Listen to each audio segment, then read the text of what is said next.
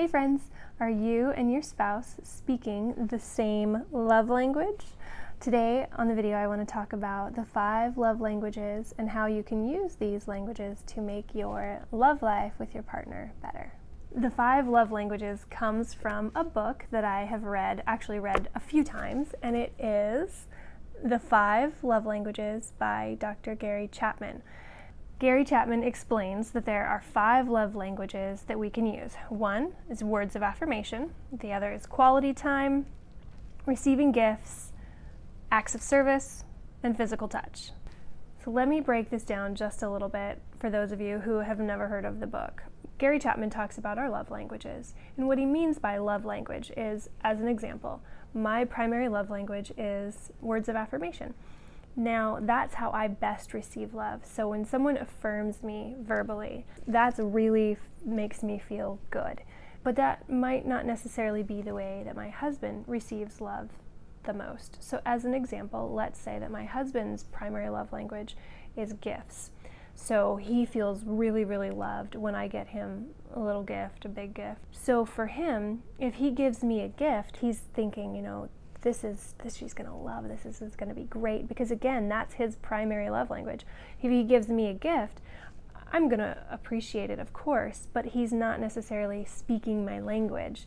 He's not giving me the words of affirmation, which is what really gets to my core. The whole premise of the book that is Gary Chapman is explaining what the love languages are and why they're important, because if we're not communicating in the same way, then we're kind of misfiring. It's nice, but it's not as wonderful and amazing as it could be. So let's work into the first one, words of affirmation. It's probably pretty obvious, but it would be along the lines of like, hey, the house looks really great. You did a really great job cleaning up.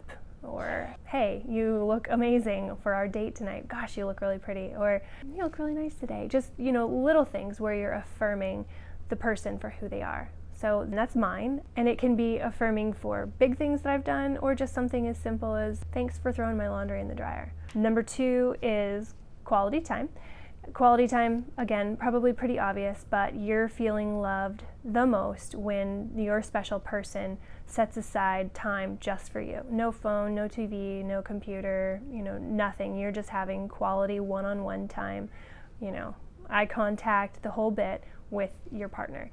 And the no phone thing, that's a big one. I don't think that we realize how much we're on our phones. So quality time is number 2. So number 3 is receiving gifts. Again, pretty obvious. It doesn't have to be extravagant. It can be something as simple as a rose from the gas station, or your favorite gum, or hey, I picked you up the kind of tea that you like, or it could be extravagant. It doesn't really matter. The point is that this person was thinking about you while they were out doing their thing, and they saw this and they thought, oh, she would really like that. And it's just that I was being thought of while you were out living your life, and then you brought me this thing.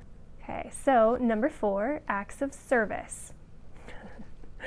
I'm thinking there's probably a lot of moms out there that are like, oh, me, this is mine. Acts of service. Clean the house. No, but for real though.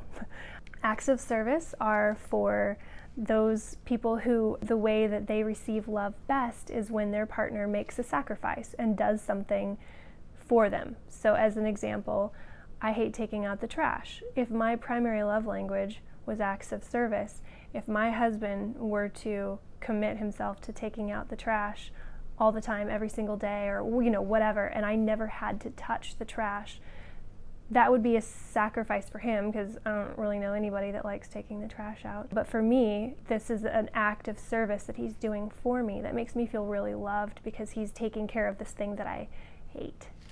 So acts of service is number 4. And the last one, number 5, physical touch. So meanwhile, all the husbands are like, me.